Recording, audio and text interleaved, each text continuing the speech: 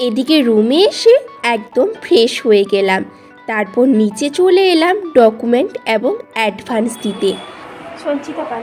আমরা যেহেতু রান্না করে খাবো, তাই সাথে একটা রান্না করার 5 কেজি গ্যাস, 20 লিটার জলও নিয়ে নিলাম। তারপর হঠাৎ করে দেখি ওম নমঃ শিবায় শোনা যাচ্ছে।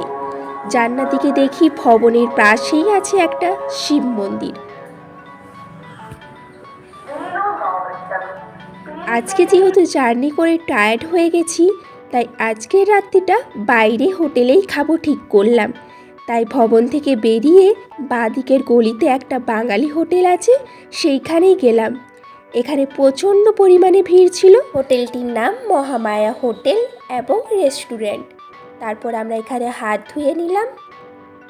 এই দেখো আমাদের খাবার চলে এসেছে।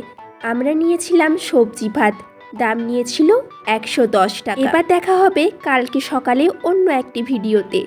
আজকের মতো গুড নাইট।